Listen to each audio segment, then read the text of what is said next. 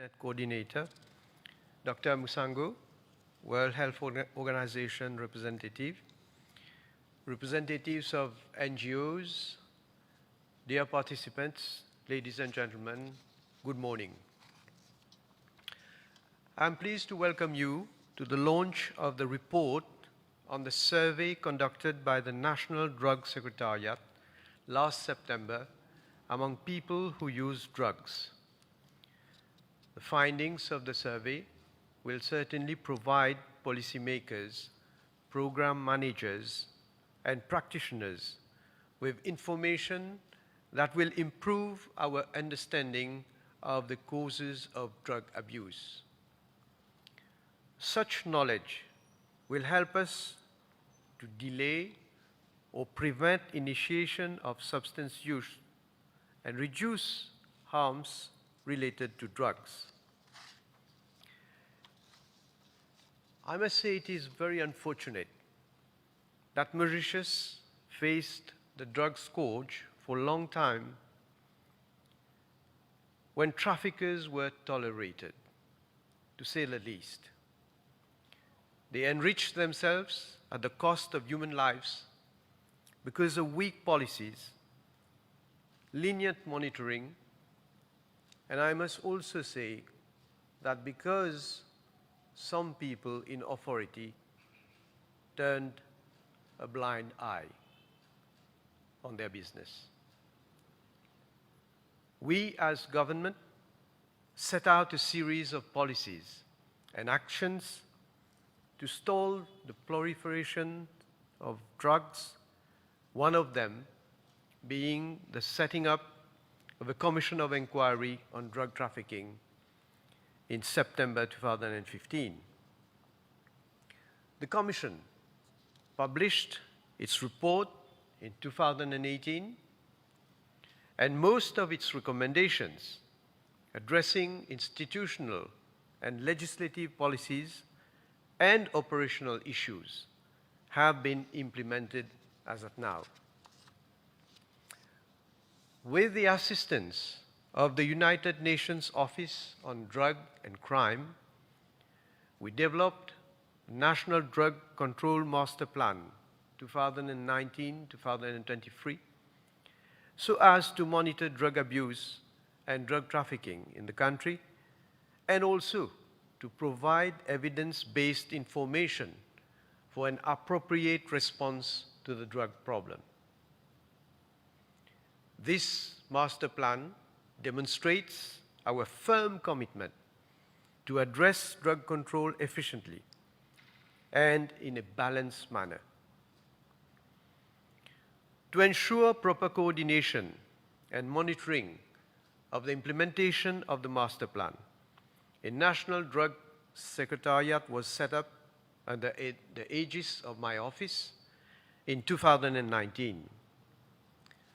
Supply reduction, demand reduction, as well as harm reduction activities are being implemented as planned. I am also chairing a high-level Drugs and HIV Council since January 2019 to oversee and lead our national response to the drug issue. Our comprehensive and well-coordinated strategy to combat drug abuse and drug trafficking comprises legislation and law enforcement to have tight control on traffic and to reduce supplies, drug demand reduction, harm reduction and medically assisted therapy, treatment and rehabilitation, data collection, research and training, and regional and international cooperation. The government program 2020-2024 outlines the unprecedented measures required to combat the drug scourge. The war on drugs has been declared, but the government cannot do it all alone. The magnitude of the drug scourge makes it essential for all stakeholders to engage in collaborative platforms to ensure that policies and strategies remain responsive and relevant. I know that a number of bodies are working together to have a tight control on drug supplies in the country. These include the Mauritius Police Force through special units such as the Anti-Drug Smuggling Unit and National Coast Guard, the Mauritius Revenue Authority Customs, the Postal Services, the Pharmacy Board, and the Forest Department, amongst others. In addition, the Mauritius Revenue Authority, the Asset Recovery Unit, and the Financial Intelligence Unit are responsible for tracking money laundering and seizure of assets of drug traffickers. On the demand reduction side, the Ministry of Health and Wellness, together with NGOs, have been implementing several programs to alleviate withdrawal symptoms suffered by drug users. Of course, the aim is to help those who are trapped in the drug scourge through the methadone substitution therapy, the Suboxone-based detoxification, and other associated psychosocial support services which are implemented in both residential and daycare modes. We have also taken a number of initiatives with regard to treatment and rehabilitation of people who use drugs. In 2018, a dedicated center was set up at Long Mountain Hospital for the rehabilitation of adolescents, minors, and youngsters with substance use problems. 5 addictions units have been set up in the different health regions across the country, of course, to facilitate access to health services by people who use drugs. Our zero-tolerance approach towards drug traffickers has led to drug seizures amounting to 471 million rupees during the year 2020 and 4.7 billion rupees in 2021. This result has been achieved by a trustworthy team, and I wish to congratulate them. And they know that each and every time I am here to give all the necessary support, be it moral, political, of course, but otherwise in terms of equipment and tools to be able to carry out the job efficiently. I wish to again express my appreciation for a number of officers whose dedication to the work and the responsibility that has been given to them. And of course, all those who have spared no effort to dismantle the drug networks and arrest the drug barons.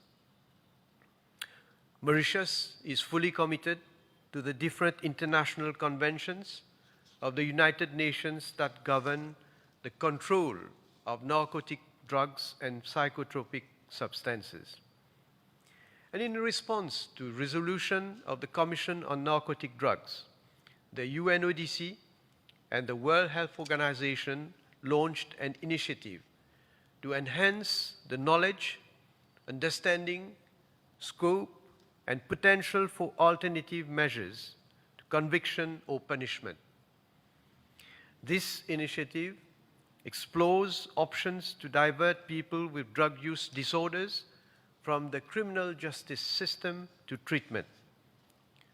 Consequently, we are presently in the process of setting up a drug offenders administrative panel in Mauritius.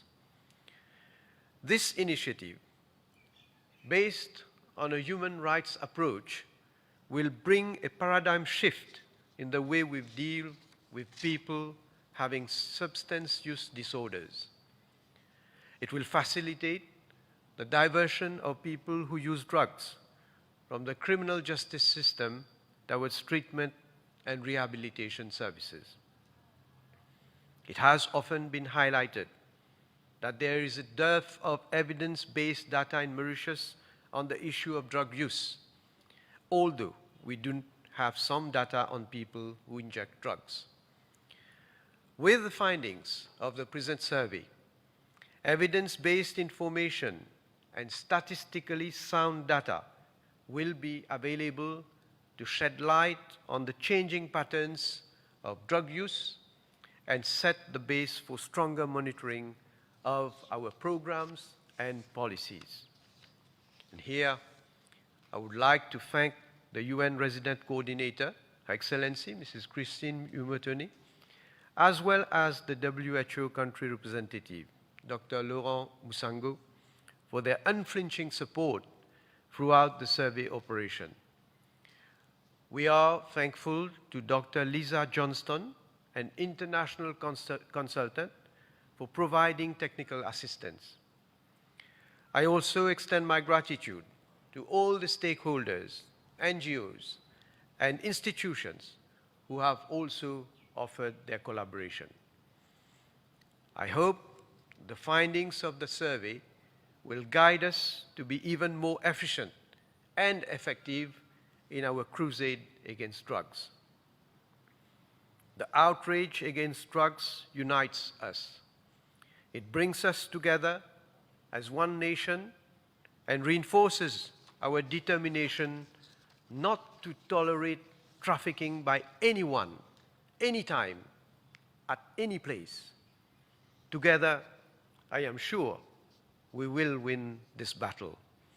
On this note, I wish all participants a fruitful deliberation during the workshop, which I am told is going to be held later on.